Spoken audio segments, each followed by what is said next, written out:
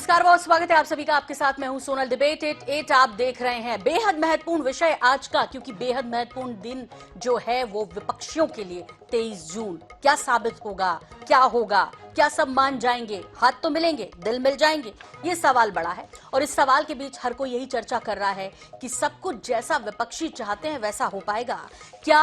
मोदी को, नरेंद्र मोदी प्रधानमंत्री भारत के, जिन्हें हटाने के लिए विपक्षी एकजुट हो रहे हैं, वो ऐसा कर पाएंगे क्या? विपक्षी एकजुटता पर पिछले 3 दिनों को यदि आप देखेंगे तो जिस तरह से वार पलटवार हो रहे हैं, टूट फूट हो रही है, वाकई में ये जो गठबंधन है ये कुछ कमाल कर पाएगा? मोदी के सिंहासन को हिला पाएगा? ये सबके सवाल हैं जहन में। जाहिर तौर पर इनका जवाब ढूंढने की कोशिश करेंगे।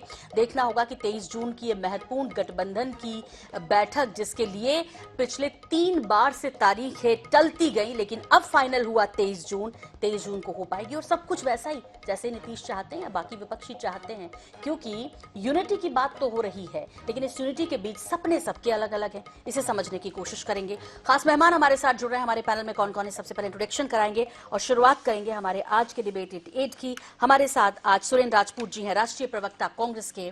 हमारे साथ हैं राम सागर सिंह जी, भाजपा प्रवक्ता। हमारे साथ है परिमल कुमार जी, महासचिव जेडीयू। और हमारे साथ है प्रेम कुमार, वरिष्ठ पत्रकार। बहुत स्वागत है आप सभी मेहमानों का। और सबसे पहला सवाल सुरेंद्र राजपूत जी आपसे ही है। ये जो बैठक होने जा रही है, विपक्षी एकता की बैठक होने जा रही, सबसे पहले तो आप इसे कैसे देख रहे हैं? चूंकि शुरुआत नीतीश कुमार करेंगे और पूर्ण आहुति राहुल गांधी।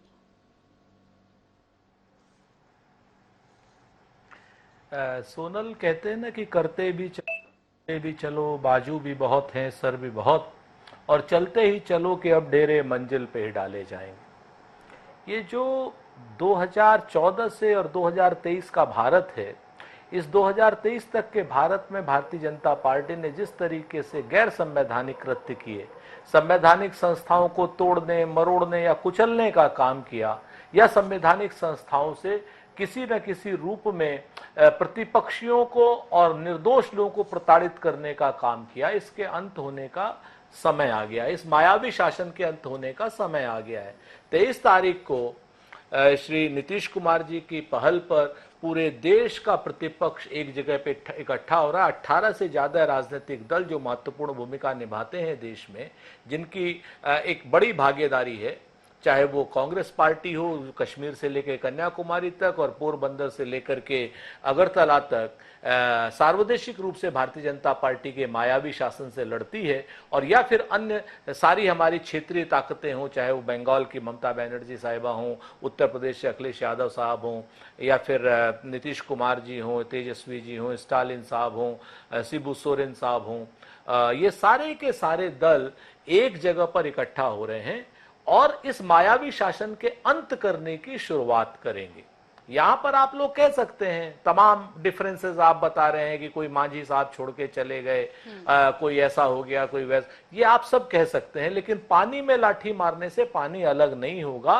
क्योंकि इस वक्त उद्देश्य जो है कहीं ना कहीं अहंकारपूर्ण शासन के अंत करने के लिए ये सारे लोग इकट्ठा हो रहे हैं। और कोई मायावी शासन के माथे पर तीर मारेगा, कोई भुजाओं पर तीर मारेगा, कोई जंघाओं पर तीर मारेगा, और राहुल गांधी जी साहब ने बिल्कुल सही कहा, राहुल गांधी जी नाभि में तीर मारेंगे। तो भारत जोड़ो यात्रा के बाद जिस प्रकार का एक लक्ष्य चल पड़ा है, कर्नाटक हम लोग जीत गए, हम लोग हिमाचल जीत गए, और जनता आने वाले समय में महंगाई से, बेरोजगारी से, अग्निवीर की समस्या से, चीन की समस्या से, ये सारी की सारी समस्याओं से निजात पाने के लिए हमें लगता है कि भारतीय जनता पार्टी का शासन का अंत करेगी। जी सुरेंद्र जी, चूंकि आपने अहंकार की बात की तो एक सवाल, क्योंकि अहंकार तो ठीक है, आपको खत्म करना है, इसलिए आप सब एकजुट हो रहे हैं। स्वार्थ खत्म कर पाएंगे जिसके चलते ये सब पार्टियां एकजुट हो रही, कहीं ना कहीं थोड़ा बहुत स्वार्थ तो होगा ना, इसको तो मानते हैं, वो कैसे साधेंगे?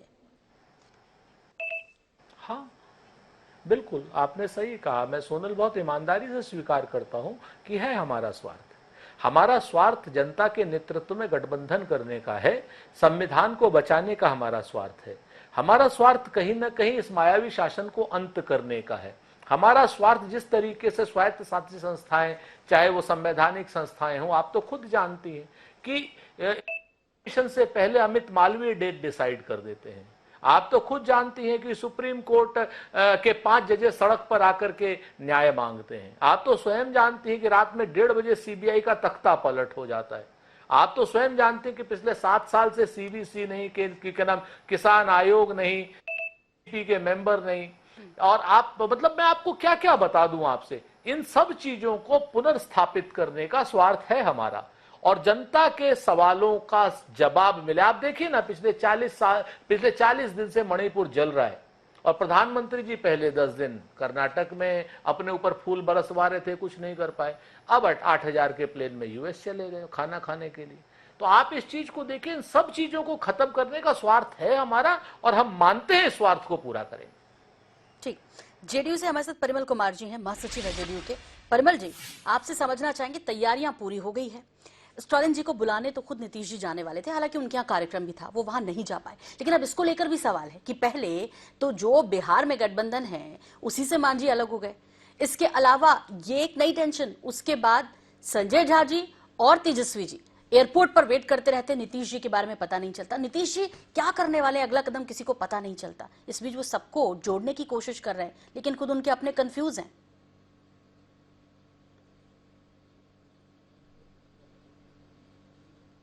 जी, परिमल जी, मैं आपसे रिक्वेस्ट करूंगी, अनम्यूट करना होगा, आपकी आवाज हम तक नहीं पहुंच रही है।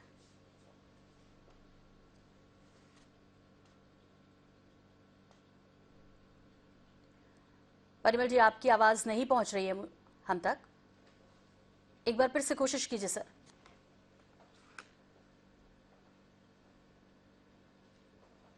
चलिए, एक बार क्या दिक्कत आ रही है समझने की कोशिश करेगी हमारी टीम, तब तक मैं रुख कर लेती हूँ। इस वक्त हमारे साथ जो है राम सागर सिंह जी भी जो भाजपा प्रवक्ता है। राम सागर जी, आपसे समझना चाहेंगे, विपक्षी एकजुट हो रहे हैं, 23 जून को ये इकट्ठा हो रहे हैं, लेकिन इससे पहले परिमल जी और उनकी पार्टी जो तैयारियां की हैं उनको समझ लेते हैं, चूंकि वो हमारे साथ एक बार फिर से जुड़ गए। परिमल जी, आप मेरी आवाज सुन पा रहे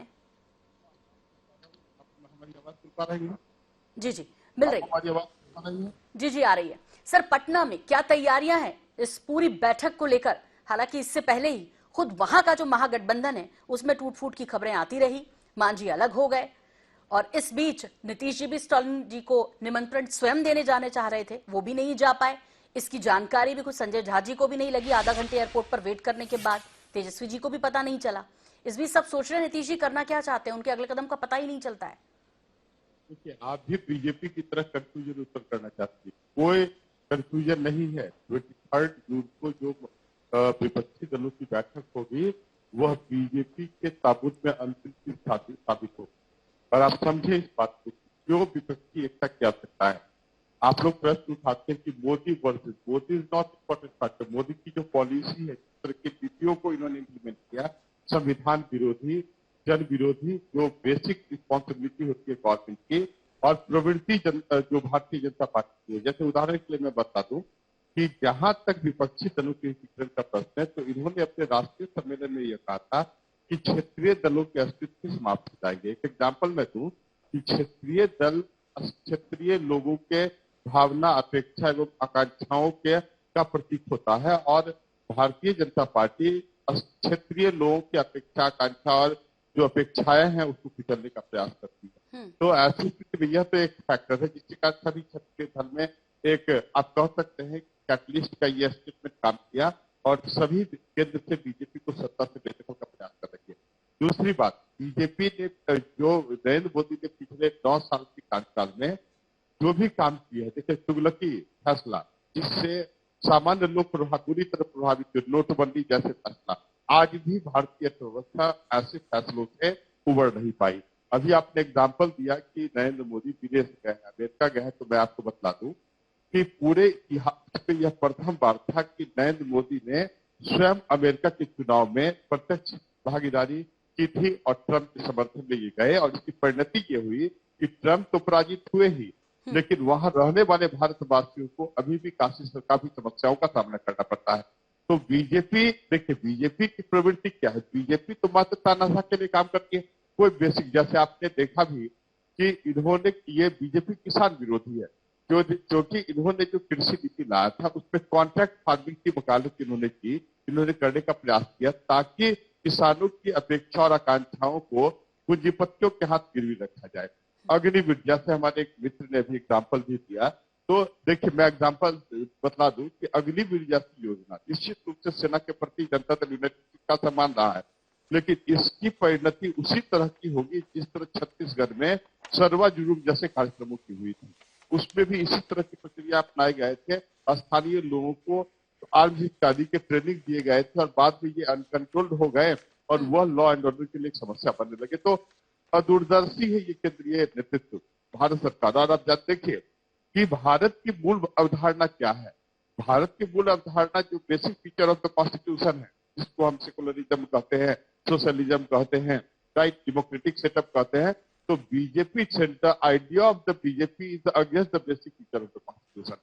केशवानंद भारती ने सुप्रीम कोर्ट ने कहा कि संविधान के मूलभूत ढांचे को आप बदल नहीं सकते। और मैं एग्जाम्पल दे दूं, एक उदाहरण भी दूं कि जहां तक मुझे पता है कि जो बीजेपी के सुब्रमण्यम स्वामी हैं, उन्होंने सुप्रीम कोर्ट में ये याचिका दायर की थी कि भारतीय संविधान से सेकुलरिज्म एंड सोशलिज्म टर्म को इरेज कर दिया जाए और किसी भी बीजेपी के केंद्रीय नेतृत्व ने इसके प्रतिकार नहीं किया। तो देखिए बीजेपी की प्रवृत्ति ही अलग है। बीजेपी चाहती है राइट, कॉम्युनल लोकतंत्र में है ही नहीं, ये खट्टर मॉडल और एक सिंध मॉडल में विश्वास करने वाली पार्टी है। ये सालों भर अपने 5 वर्ष ये जो कार्यकाल होती है, ये हमेशा चुनावी मोड का काम करती है, ये कभी भी जन कल्याण का काम नहीं करती। नहीं परिमल जी, आप लोग इकट्ठा तो इसीलिए हो रहे हैं ना कि इनको हटाना है, क्योंकि ये संविधान के मुताबिक सत्ता पे नहीं बैठे। मैं तो सिर्फ आपसे इतना पूछ रही थी कि जो बीजेपी कह रही है कि भाई जो घर नहीं संभाल पा रहे वो बाकी सबको जोड़ लेंगे। This is the repercussion of all these activity and failure of the policy of the rainbow government, right. जो इन्होंने काम किया पिछले अपने 9 वर्ष के कार्यकाल में और जो 2019 में जो इन्होंने वादी के, मैं एग्जाम्पल देता हूँ, इन्होंने कहा कि प्रतिवर्ष 2 करोड़ रोजगार हम देंगे, 18 करोड़ रोजगार होना चाहिए। और रिकॉर्ड में कह रहा हूँ कि मात्र इतने वर्ष में मात्र 7 लाख लोगों को रोजगार दिए गए। बतलाएं इनकी हैसियत, इनकी स्थिति क्या है।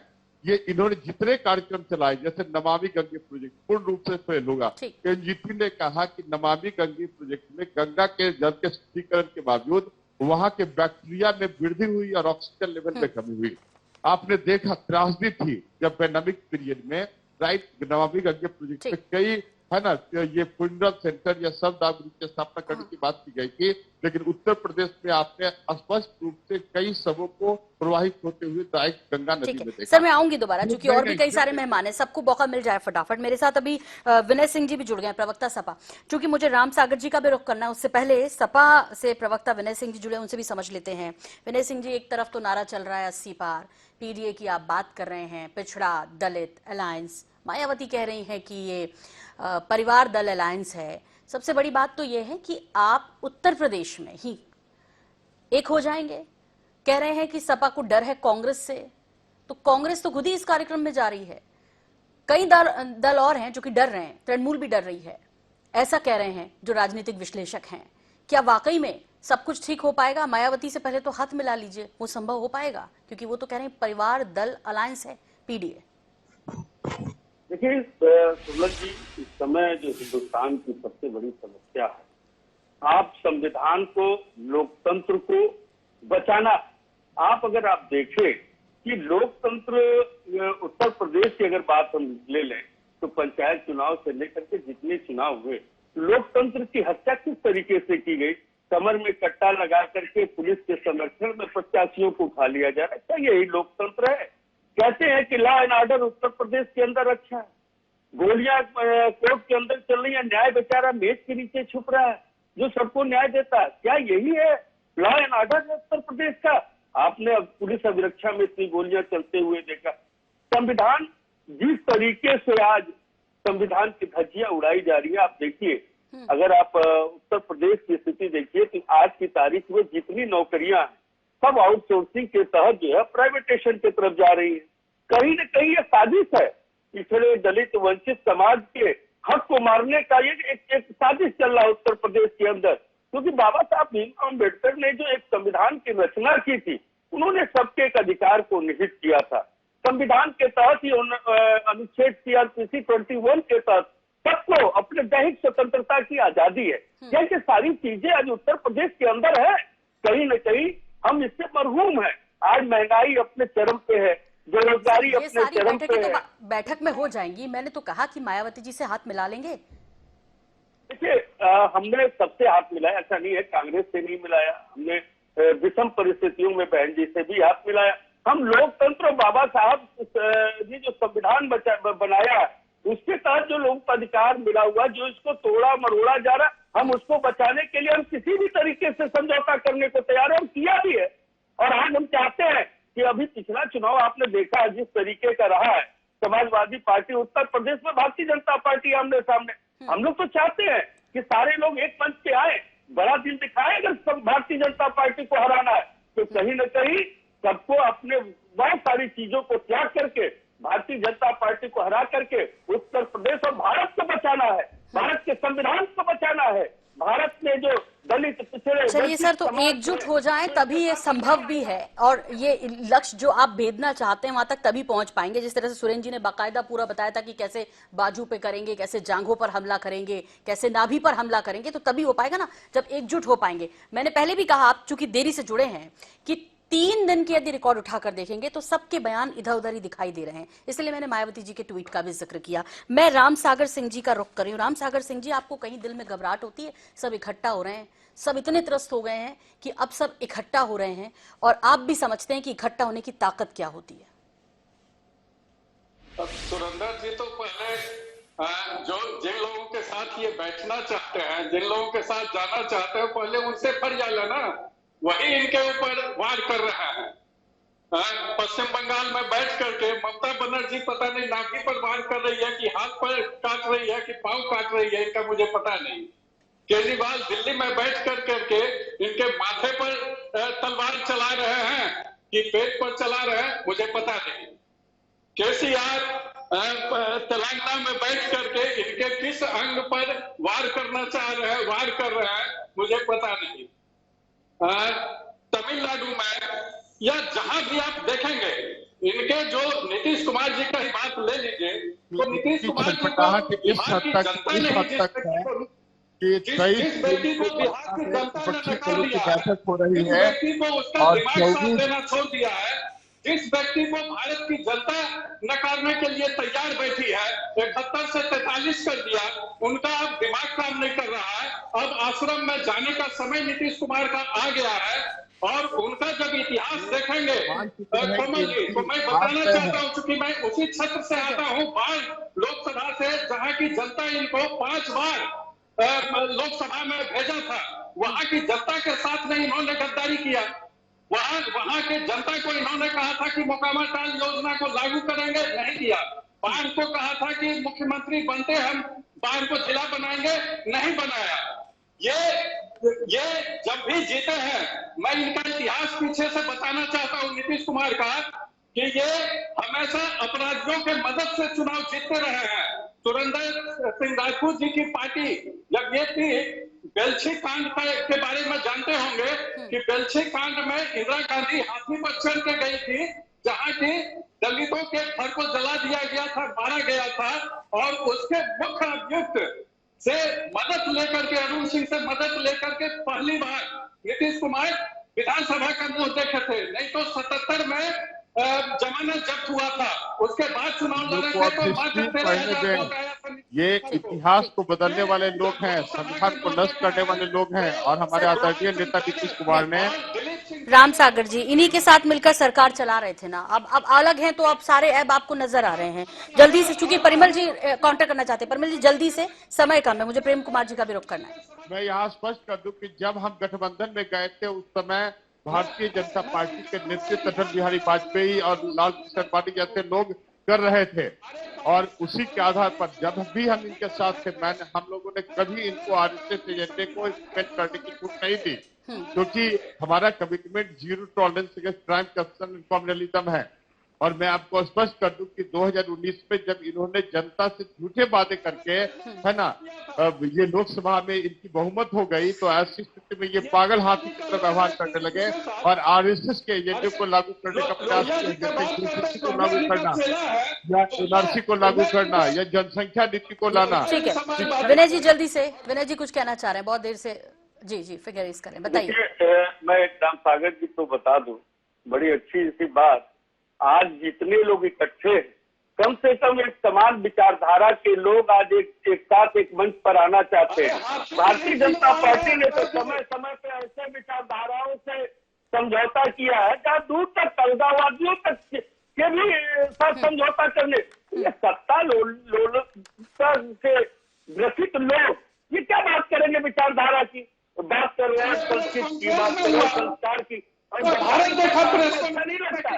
आज आंध्र प्रदेश से लेकर जनता के साथ अगर किसी ने गद्दारी की है तो वह भारतीय जनता पार्टी चाहे जनता के द्वारा बनाई गई सत्ता को तोड़ करके अपने हिसाब से सत्ता हथिया ले जनादेश के साथ अपमान किया। आप इस तरह की बात करेंगे तो प्रेम कुमार जी का रुख करना है, प्रेम कुमार जी का रुख करना है, वरिष्ठ पत्रकार हमारे बीच। प्रेम जी, कैसे देख रहे हैं बीते जब से तारीखों का ऐलान हुआ उसके बाद, चाहे केजरीवाल हो, चाहे ममता जी हो, चाहे अखिलेश यादव हैं, उनके बयान, मायावती का ट्वीट, इन सब के बीच 23 जून को ये बैठक जहां सब एकजुट होना चाहते हैं, ये जो बीजेपी के खिलाफ मोर्चा तैयार हो रहा है, उस बीच ये खींचतान, ये क्या वाकई जिस उद्देश्य से इकट्ठा हो रहे हैं वो सफल हो पाएगा, और क्या क्या होगा और क्या क्या सवाल सामने खड़े होंगे इन सब के बीच जब ये बैठेंगे?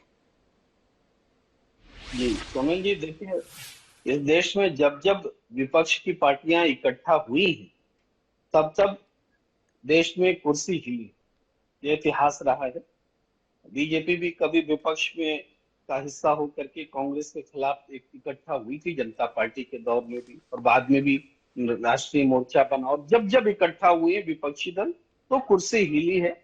तो इस बार जैसे 2019 में विपक्षी दल इकट्ठा नहीं हो सकते, इस बार होते हुए दिख रहे। तो इकट्ठा होना राजनीतिक दलों की अपनी मर्जी पर निर्भर नहीं करता।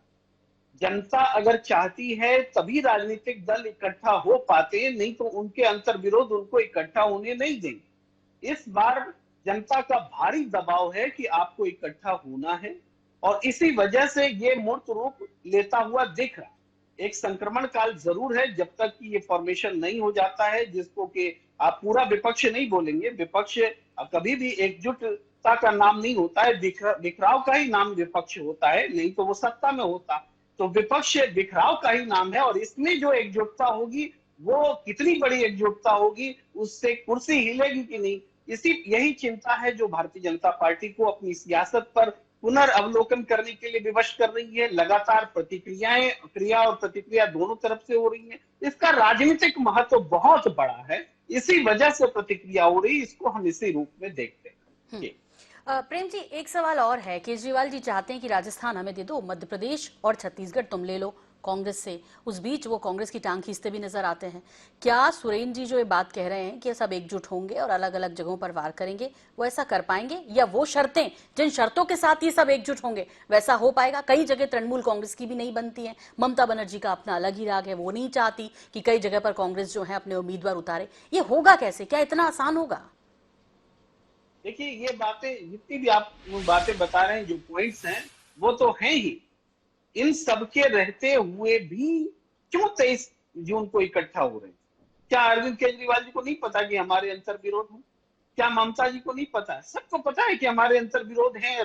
प्रदेश के स्तर पर उनकी पार्टियां हैं या किन्हीं की राष्ट्रीय महत्वाकांक्षा है, उसके हिसाब से किन्हीं को कहीं कांग्रेस से लड़कर के अपना एग्जिस्टेंस बनाना है, कहीं किन्हीं को बीजेपी से लड़के बनाना है। लेकिन आज इकट्ठा होने की जो एक अगर बात है तो वो है कि जो कहीं ना कहीं इस डेमोक्रेसी को और डेमोक्रेटिक ताने बाने को और क्षेत्रीय पार्टी के अस्तित्व को खतरा महसूस होता है। इस वजह से वो इकट्ठा हो रहे हैं, एग्जिस्टेंस के लिए इकट्ठा हो रहे हैं, और डेमोक्रेसी एक नारा है उनका। तो मैं मानता हूं कि अगर उनमें ये भावनाएं आएंगी तो वो निश्चित रूप से इकट्ठा होंगी। अगर इकट्ठा नहीं हो पाएंगे इसका मतलब जनता का दबाव नहीं है इकट्ठा होने का, ये बात साफ है। जनता का दबाव होगा तब इकट्ठा होंगी, और जब जब विपक्ष इकट्ठा हुआ है परिणाम निकला है। ठीक, सुरेन जी, मैंने पहले भी कहा था, अभी एक बार फिर से कह रही हूं कि कुछ पार्टियां डर रही हैं, जिससे मिलता जुलता सवाल है जो प्रेम कुमार जी से कहा। लीड आप करेंगे क्योंकि आपने कह दिया राहुल गांधी नाभि में ही वार करेंगे, तो ये कर पाएगी कांग्रेस? सबको कन्विंस कर पाएगी, या सिर्फ कर्नाटक की जीत से गदगद है? वहां तो वोट शेयर बीजेपी का उतना ही था जितना इससे पहले था, तो बहुत ज्यादा नहीं। लेकिन हाँ, इस बार क्या कर्नाटक के नतीजों के बाद इतना ज्यादा उत्साहित हैं कि बाकी राज्यों में भी ऐसी परिस्थितियां बनेंगी? क्योंकि सभी राज्यों की राजनीतिक परिस्थितियां बेहद अलग अलग हैं। लीड करेगी कांग्रेस लेकिन? सोनल, एक फिराक साहब का बड़ा पुराना शेर था। कहते हैं, सर ज़मीने हिंद पर अक़वाम आलम के फिराक, काफिले बसते गए हिंदुस्तान बनता गया। तो ये जो काफिले बसने का सिलसिला है ना, यही संविधान का सिलसिला है। जिन जिन लोगों को भी संविधान बचाने की चिंता है, वो सब अपने अपने छोटे मोटे अहंकार, छोटे मोटे स्वार्थ, छोटी मोटी बातें छोड़ करके एक लार्जर प्रोस्पेक्टिव में आएंगे। और यहां पर मैं बहुत साफ बता दूं आपसे, कांग्रेस सामूहिक नेतृत्व में भरोसा करती है। कांग्रेस ने कभी नहीं कहा कि हम लीड करेंगे। हाँ, ये बात सच है कि कन्याकुमारी से लेकर कश्मीर तक और क्षेत्रीय छत्रपों का प्रभाव है, उनके प्रभाव को पूरा सम्मान करते हुए एक सामूहिक नेतृत्व के रूप में हम ये 23 तारीख का खुले मन से आह्वान कर रहे हैं, बैठक कर रहे हैं, जिसमें किसी के मीडिएशन की आवश्यकता नहीं है। और भारतीय जनता पार्टी के प्रकांड लोग, नरेंद्र मोदी जी से लेकर के जो आपके यहां प्रवक्ता तक बैठे हुए हैं, ये सब अनर्गल बयानबाजी पे उतर आए हैं। नीतीश कुमार जी को गद्दार कह रहे हैं, उस शख्स को गद्दार कह रहे हैं जो 17 साल इनके साथ, भाई उससे पहले अगर वो इनके साथ थे तब वो गद्दार नहीं थे, आज वो गद्दार। अजीब किस्म की बात करते हैं। बेलची कांड के जो अभियुक्त हैं उनसे ये तब नहीं संभोग कर ले रहे थे जब नीतीश कुमार जी के साथ थे। तो इस तरीके की दोगलेपन की या दोहरेपन की बातें करने की जगह इनको ये बताना चाहिए कि महंगाई पर ये रोक क्यों नहीं लगा पाए, ये संवैधानिक संस्थाओं को कुचलना क्यों चाहते हैं, ये ईडी की रेड 95% प्रतिपक्ष पे क्यों करना चाहते हैं, और एक ईडी का भी ये चार्जशीट क्यों नहीं डालना चाहते। आप बताइए, आप तो सोनल जी बड़ी प्रतिष्ठित पत्रकार हैं। हिमाचल में स्वर्गीय वीरभद्र सिंह के घर में उनकी बेटी की शादी थी और उसी दिन इन्होंने रेड की। और मैं आज तक पूछना चाहता हूं कि उस रेड में मिला क्या। जिस दिन क्या नाम, ये राजस्थान का गांधी जिस आदमी को कहते हैं अशोक गहलोत, उनके घर में रेड करी, क्या मिला बताएंगे ये। इन्होंने डीएमके के एमके स्टालिन साहब के घर में रेड की, क्या मिला जरा बताएंगे ये लोग। कारण क्या है कि प्रतिद्वंदियों को, हाँ, संजय राउत के घर पे रेड किया, और जिन जिन लोगों को ईडी की रेड में किया, जो लोग भाजपा में चले गए, एकनाथ शिंदे और उनके 28 या 48 एमएलए चले गए, उनका केस शांत हो गया। यानी सत्ता के पास जैसे ही महाराष्ट्र में एक क्या नाम शिवसेना के सांसद और एमएलए आ गए, उनसे ईडी की रेड खत्म हो गई। तो ये जो एक काला अध्याय चल रहा है लोकतंत्र में, इसको खत्म करने के लिए सबको अपने छोटे मोटे मतभेद खत्म करके आना पड़ेगा साथ में, और भरोसा रखें कि सब लोग आएंगे और अहंकार खत्म होगा और नरेंद्र मोदी जी के अहंकार का अंत होगा, इस मायावी शासन का अंत होगा। मैं पुनः कह रहा हूं, ये मायावी लोग हैं, झूठ बोलते हैं, छल करते हैं, कपट करते हैं, और मुख्य मुद्दों पर हमेशा कोई बात नहीं करते, विषयांतर करने की बात करते हैं, नरेंद्र मोदी को भगवान बनाने की कोशिश करते हैं।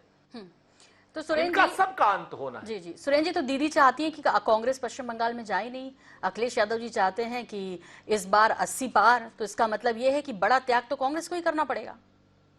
आप क्षेत्रीय दलों को महत्व देंगे ना, अभी आपने कहा।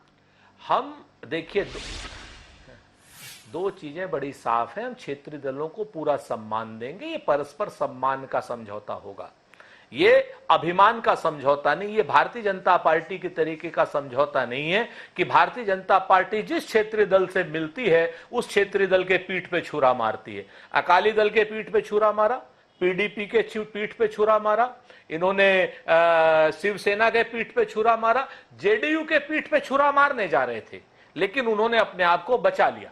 तो मैं आपको बताऊं, भाजपा जिससे मिलती है मिलकर के उनकी पीठ पे छुरा मारती है, और कांग्रेस परस्पर सम्मान का भाव रखती है, क्षेत्रीय दलों की आकांक्षाओं का और अपेक्षाओं का ध्यान रखती है। निश्चित तौर पर हमें जो जो कुछ भी करना पड़ेगा परस्पर सम्मान भाव के लिए, वो हम सब करेंगे। ठीक है, रामसागर जी बोल रहे हैं विपक्षी कि आप जो है चुन चुनकर कार्रवाई करवा रहे हैं ईडी की, इसके अलावा छुरा भी घोंपते हैं, ये पिछले लंबे समय से देखने में मिल रहा है। तो कुल मिलाकर विपक्षी ये कह रहे हैं कि अब आपके पाप का घड़ा भर गया। ये मैडम सुरेंद्र जी सुप्रीम कोर्ट भेजवाए थे ईडी के कार्रवाई के खिलाफ, गए थे सुप्रीम कोर्ट में, सुप्रीम कोर्ट ने खारिज कर दिया। सुप्रीम कोर्ट ने कहा कि अगर ईडी नहीं रहे तो कार्रवाई नहीं हो सकती है। सीबीआई की कार्रवाई पर तो रोक लगवाने का काम कर रहा है, क्योंकि बहुत सारे नेता इनके जेल जा रहे हैं और बेल पर हैं। तो सुप्रीम कोर्ट ने इनकी बातों को खारिज किया और कहा कि 100 करोड़ से ऊपर वो ये रिकवरी किया है, मिला है, तो वो पैसे किन लोगों के यहाँ से रिकवरी हुआ है, ये सुरेंद्र जी बताएंगे। सुरेंद्र जी बड़ा अच्छा चीज बोल रहे थे, चाइना के विषय में कह रहे थे। अरे इनके राहुल जी चाइना से जा करके गलबहिया करते हैं, चाइना से पैसा लेते हैं राजस्थानी फाउंडेशन पर, और बात यहाँ बड़ी बड़ी करते हैं, चाइना के विरोध की बात करते हैं। अरे चाइना को तो जवाहरलाल नेहरू से लेकर करके अब तक अभी 8,000 करोड़ का हवाई जहाज का बात किए कुछ काउंटर करना चाहते हैं राम सागर जी, आपको सुरेंद्र जी जल्दी से। सुरेंद्र जी, दो बातें बड़ी स्पष्ट है, इतनी हल्की बातें नहीं करनी चाहिए राम सागर जी को। राष्ट्रीय पार्टी के प्रवक्ता हैं, अगर आधिकारिक हैं तो मैं आपको जिम्मेवारी से कहता हूं कि 2014 से लेकर 2023 के बीच में 18 बार जी सिंह नरेंद्र मोदी जी मिले हैं और इनको झूला झुलाया, चाय पिलाई, वडनगर ले गए, रिश्तेदारी निकाली और 20 सैनिकों के हमारे हत्यारे राष्ट्रपति से फिर से इंडोनेशिया में हाथ मिलाने गए। तो आज ये स्प्रेडिंग न करें और मैं जिम्मेवारी से इनसे कहता हूं कि चाइना का ट्रेड बैलेंस बता दें, अरुणाचल में जो गांव बसा रहा है चाइना वो बता दे। बहुत अच्छी बात उठाई इन्होंने। गलवान वैली में हम क्या अपने पेट्रोलिंग पॉइंट्स पे गश्त कर पा रहे हैं ये बता दें। चाइना के सामने आपकी हिम्मत नहीं होती और राहुल गांधी जी का नाम ले रहे। राहुल गांधी जी किस पद पर हैं? अगर कोई राहुल गांधी ने या कांग्रेस पार्टी ने गलत काम किया है तो आप एफआईआर कीजिए। खाली टीवी पे थेथड़ा ही बतियाते हैं, टीवी पे थेथड़ा ही बतियाने के लिए आते हैं, टीवी पर थेथड़ा ही बतियाने के लिए मत आइए राम सागर जी। देश का मसला है। ठीक, एक सवाल का मसला है चाहिए, एक सवाल जो कि महत्वपूर्ण है। सुरेंद्र जी चूंकि आपके पास भी वक्त कम है, राम सागर जी भी कह रहे हैं कि मुझे जल्दी निकलना है। इस बीच चूंकि अभी परिमल जी से ये सवाल पूछना था, चूंकि वो ये सब आयोजन कर रहे हैं जाहिर तौर पर, लेकिन चूंकि आगाज वो करेंगे, अंजाम तक कांग्रेस के राहुल गांधी उनको पहुंचाने जा रहे हैं, तो सुरेंद्र जी एक सवाल जरूर बनता है, इस मीटिंग में पीएम चेहरे पर बात होगी क्या? सुरेंद्र जी, फैसला कुछ भी हो मंजूर होना चाहिए, फैसला कुछ भी हो मंजूर होना चाहिए, इश्क हो या जंग हो भरपूर होने चाहिए। आप पीएम चेहरे की बात मत कीजिए, पीएम चेहरा तो हमारे पास है ही है और एक नहीं है कई पीएम चेहरे हैं। हर दल के पास अपना पीएम चेहरा है। हमारे पास श्री राहुल गांधी जी हैं, मल्लिकार्जुन खड़गे साहब हैं। नहीं मुसीबत नहीं है ये मैं आपको बहुत सी देश में लोकतांत्रिक संसदीय प्रणाली है सोनल जी। यहां पर सांसद प्रधानमंत्री चुनते हैं, ये राष्ट्रपति प्रणाली का चुनाव नहीं है, ये अमेरिकन प्रणाली का चुनाव नहीं जहां प्रेसिडेंशियल फॉर्म हो। यही तो नरेंद्र मोदी जी संविधान को बदलना चाहते हैं। नरेंद्र मोदी जी प्रेसिडेंशियल फॉर्म में चुनाव करना चाहते हैं जो संविधान के विरोध में है, देश के विरोध में है। यही तो ये भाजपा वाले, हमारे पास तो 20 चेहरे हैं। राम सागर की हिम्मत हो, हैसियत हो, हौसला हो, बता दे नरेंद्र मोदी के अलावा कौन सा चेहरा। मैं तो कह सकता हूँ राहुल गांधी जी हैं, मल्लिकार्जुन खड़गे जी हैं, मैं तो कह सकता हूँ कि नीतीश कुमार जी हैं, एमके स्टालिन है, अखिलेश यादव है। मैं कह सकता हूँ आपकी हिम्मत हो, कहिए नरेंद्र मोदी के अलावा कौन है। अरे बताइए नरेंद्र मोदी के अलावा जी की इस बात पर मैं चाहूंगी कि आप थोड़ा सा जो है कुछ कह दें इस बात पर जो उन्होंने अभी एक शायरी के माध्यम से कहा है और कुछ इसी अंदाज में कहा है कि या तो मिट जाइए या मिटा दीजिए, जो भी कीजिए सौदा खरा कीजिए। एग्री रहेंगे सुरेंद्र जी के साथ? विनय जी। जी मुझसे? जी आप इसे देखिए, पीएम चेहरा या कोई चेहरा, इस समय बात चेहरे की नहीं। अभी राजपूत जी ने कहा ना, चेहरे बहुत सारे, ये सारे चेहरे मिल करके कहीं न कहीं एक मंच पर आकर के आज संविधान और भारत को बचाने की लड़ाई है। आप कह रही थी कि अभी हमें अच्छा नहीं लगा एक बात कि सारे लोग मिल करके भाजपा को हटाना चाहते हैं। ऐसा नहीं है, ये गलत है। हम भाजपा को नहीं हटाना चाहते, हम देश को बचाना चाहते हैं, हम प्रदेश को बचाना चाहते हैं, हम देश की जनता को बचाना चाहते हैं। हम भारतीय जनता पार्टी को हटाने के पक्ष में नहीं है। आज जो भारतीय जनता पार्टी का जो शासन है, जिस तरीके का शासन है, इस शासन से हम इस देश की जनता को बचाना चाहते हैं, इसलिए हम सब एक मंच पर आ रहे हैं। हाँ, संविधान है ना सर, ताकत तो तभी मिलेगी ना जब आप कुर्सी पे बैठेंगे। कुर्सी से हटाएंगे तब तो आप बैठेंगे, हटाएंगे तब तो आप बैठेंगे। बिल्कुल, देखिए इनकी बता दें, इनकी जो झूठ की पाठशाला है, ये इनकी पाठशाला चलती ठीक है। है। राम सागर जी, आपकी पार्टी, आपकी क्या तैयारियां, आपकी पार्टी की क्या तैयारियां, ये सब तो तैयारी करके बैठे। इन्होंने कह दिया हमें पीएम चेहरे पर भी कोई बात नहीं करनी, फिलहाल तो नहीं करेंगे, शायद फिलहाल तो ये कहेंगे कि जो बाकी राज्य हैं वहां पर कैसे जो है हाथ मिलाए जाएंगे, किन किन शर्तों पर हाथ मिलाए जाएंगे, कैसे एकजुट होना है। आपकी पार्टी की क्या तैयारियां? तोड़ तो आप भी ढूंढ रहे हैं, आप तो कह रहे थे कि उसी दिन कुछ ऐसा बड़ा करेंगे बिहार में, पटना में, तो सब तैयारियां पूरी है? इनके पास कुछ नहीं है इस समय करने के लिए। हमारी तैयारियां जो होती है 24/7 होती है। तैयारी ये लोग करें, जो नहीं पढ़ते हैं वो परीक्षा के टाइम में पढ़ाई करते हैं। हम लोग तो सालों भर पढ़ने वाले विद्यार्थी रहे हैं। हिमाचल, कर्नाटक, वहाँ क्या नहीं किए थे क्या तैयारी सर? वहाँ क्या तैयारी नहीं किए थे? ठीक है, या तो कॉन्फिडेंस या तो ओवर कॉन्फिडेंस, दो ही चीजें होती है और ये सभी के लिए लागू होती है। 60 लाख लोगों को नौकरी दिया गया है और ये नौकरी को ये रोजगार से जोड़ देते हैं। 34 करोड़ लोगों को तो हमने मुद्रा लोन योजना के द्वारा हमने रोजगार दिया है। हाँ। हमने वायदा किया था 2 करोड़ पर यार 9 दूनी 18 करोड़ लोगों को ही रोजगार देने की बात की। हमने 34 करोड़ लोगों को रोजगार सिर्फ एक ये मुद्रा लोन योजना के द्वारा दिया है। हाँ। ये क्या बात कर रहे हैं? हमने गरीबों के लिए काम किया है, गरीबों को ये पसंद नहीं करते हैं। हमने शौचालय दिया, हमने पक्का घर दिया, हमने बहुत समय नहीं है 2024 में, ये तमाम चीजें तो रैलियों के लिए रखी है। बाकी ये है तैयारी अब किस तरह से तोड़ निकालेंगे सबका।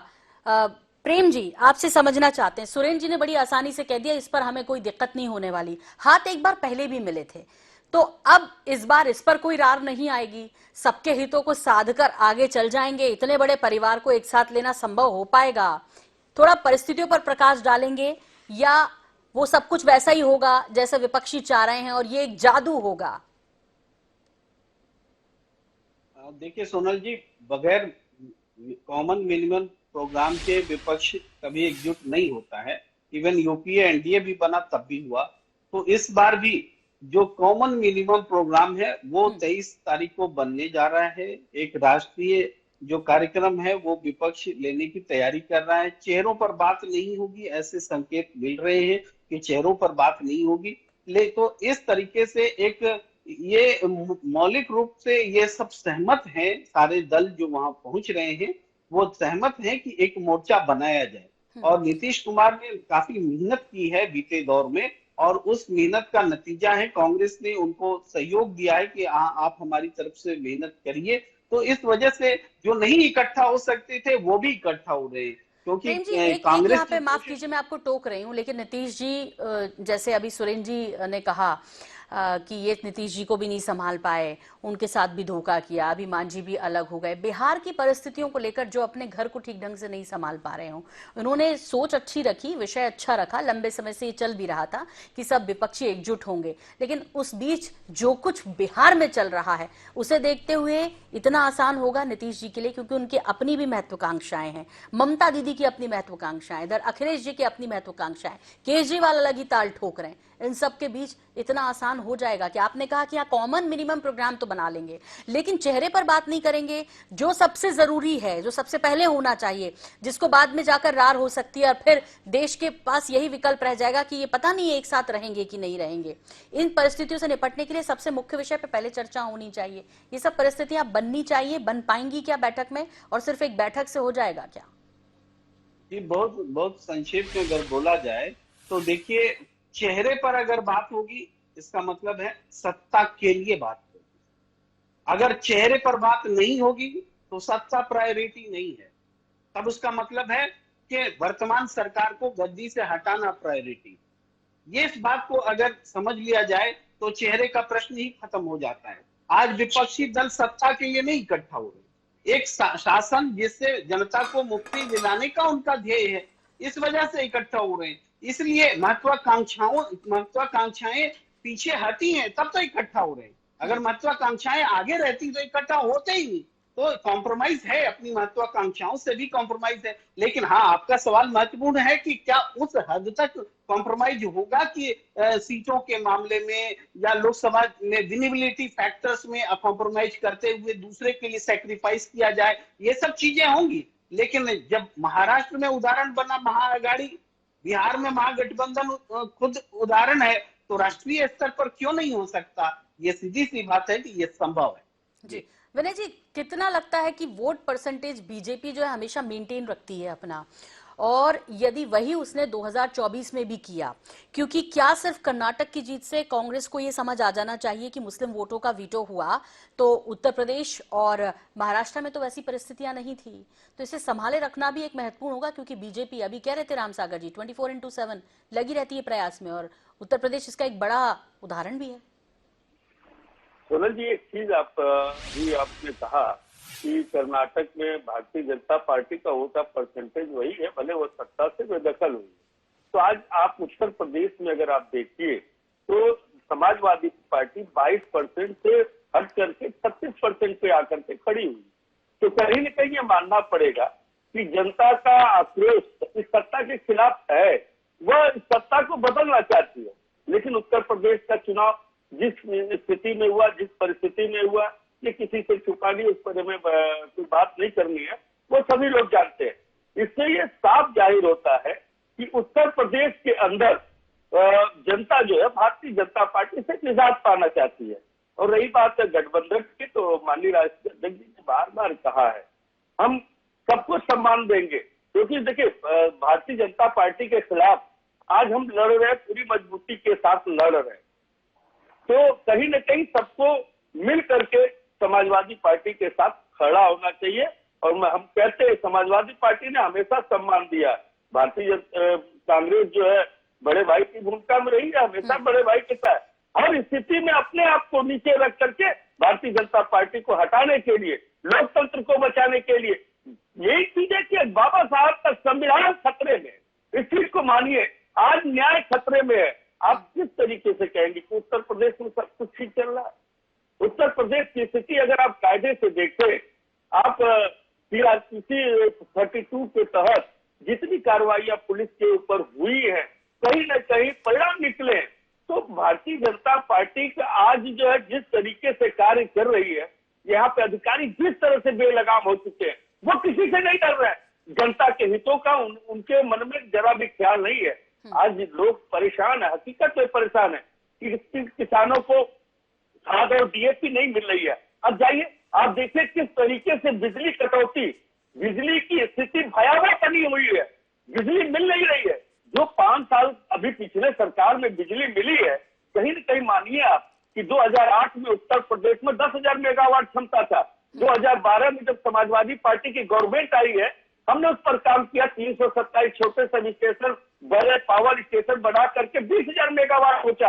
आज 36,000 क्षमता की डिमांड है, लेकिन भारतीय जनता पार्टी ने काम किया नहीं किया है। तो इन्होंने केवल छल कपट, लोगों के बीच में खाई पैदा करना, इन्हीं सब चीजों को लेकर के लगातार मैदान में रहे हैं।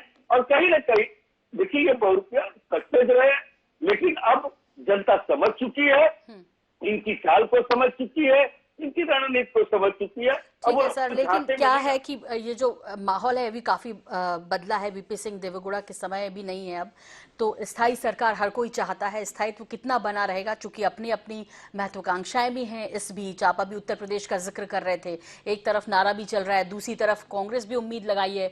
सुरेंद्र जी चले गए, हमारे साथ नहीं है चूंकि उनको कहीं और दूसरी जगह जाना था, लेकिन उन्होंने एक चीज जरूर कही कि देखिए जो कुछ भी होगा वो एक सम्मानजनक तरीके से होगा। तो क्या उस पर मान जाएंगे? पहले तो जितने विपक्षी उत्तर प्रदेश में वो एकजुट हो जाएं। राम सागर जी, लेकिन एक सवाल आपके लिए है, विधानसभा चुनाव और लोकसभा चुनाव दोनों बहुत अलग अलग होते हैं। छत्तीसगढ़ की बात कर लीजिए, विधानसभा में कितनी बुरी तरीके से बीजेपी हारी, लोकसभा में अटूट प्यार मिला, तो ये कई जगह विपरीत भी होगा। ऐसी स्थिति में राम सागर जी, क्या वाकई में विपक्षी इस बार बहुत एक्टिव है, और होना भी चाहिए, मजबूत विपक्ष हर कोई चाहता है, तो राम सागर जी के दिल में, उनकी पार्टी के दिल में कहीं ना कहीं कुछ ऐसा होता है?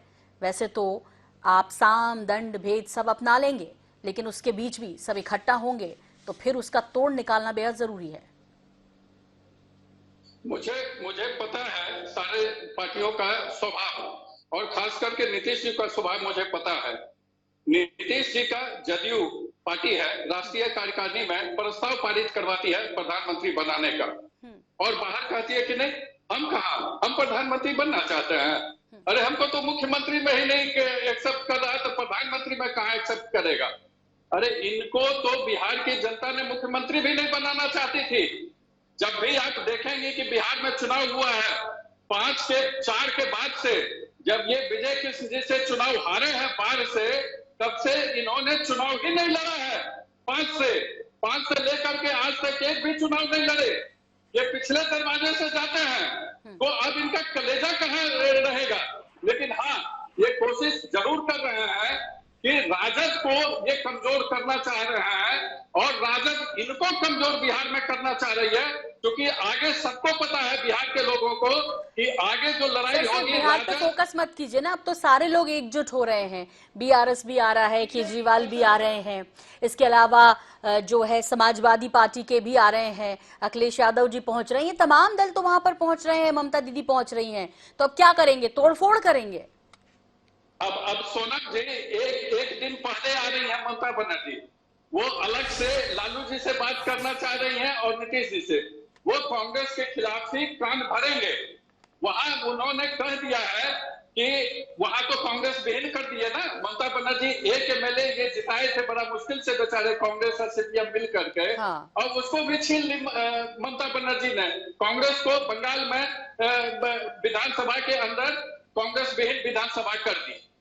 यूपी में शायद 2 एमएलए ही सिर्फ बचे हैं। सर, तो आप कौन किसके कान भरेगा, इसी पे निगाह रखेंगे? आपने जो वादे किए थे 2019 में, उनका हिसाब किताब भी तो जवाब देना होगा जनता को।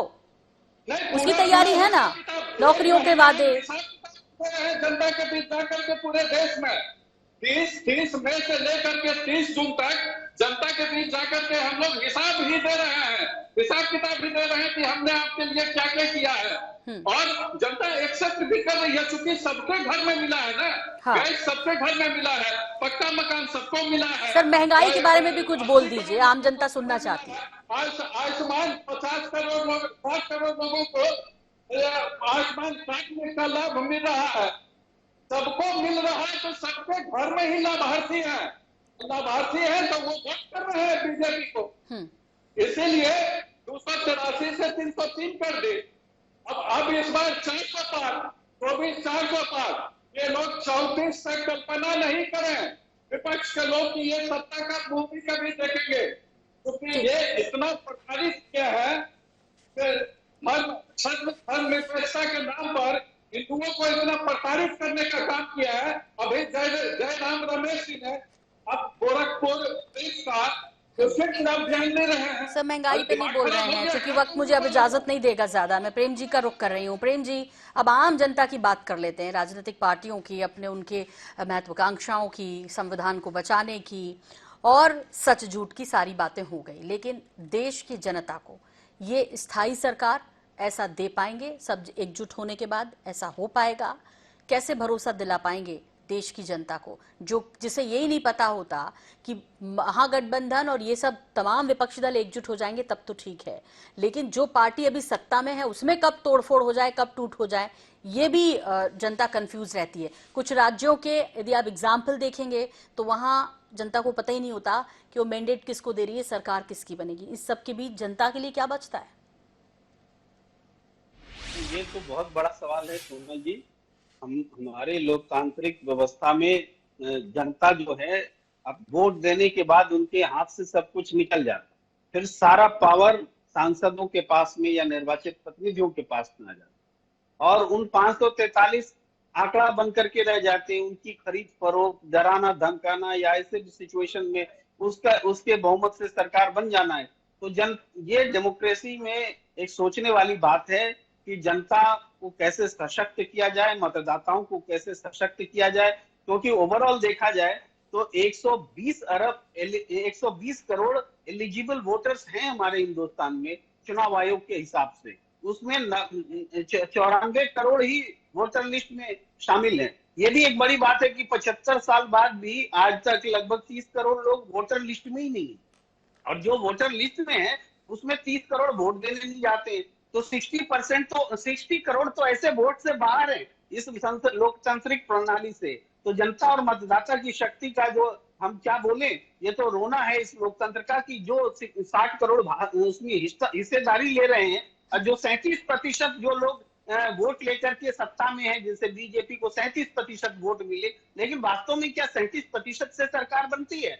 नहीं बनती है। सरकार तो जीते हुए सांसदों से बनती है। उनके वोटों को गिने तो हारे हुए सांसदों के उम्मीदवार वोट हटा दीजिए, तो 37 नहीं 18 से 20% में सरकार बन रही है। तो इस लोकतंत्र पर तो पुनर्विचार का समय है, लेकिन अभी उस विषय पर चर्चा नहीं हो रही है। चर्चा हो रही कि इस व्यवस्था के अंतर्गत भी इस शासन से मुक्ति और इन के सब लिए के बीच राजनीतिक प्रेम जी दलों ये में लगता है कि फिर विचारधारा वाली पार्टियां होती हैं वो बचेंगी कहाँ? विचारधारा हालांकि बची भी नहीं बहुत, लेकिन इस बीच लोग फिर क्या चेहरे देखकर वोट करेंगे? लोग क्या सोचकर वोट करेंगे? या सिर्फ एक पार्टी जो कि सत्ता में उसको हटाना है इसलिए सब एकजुट हो गए, तो लोग ये करेंगे कि उनको हटाना है इसलिए वो उनके साथ हो लेंगे? ये बड़े सवाल हैं। 23 जून के बाद क्या फॉर्मूला तय करते हैं ये लोग क्या? क्योंकि वो भी इतना आसान नहीं होगा, काफी उलझा हुआ होगा, उसको समझने की कोशिश करेंगे।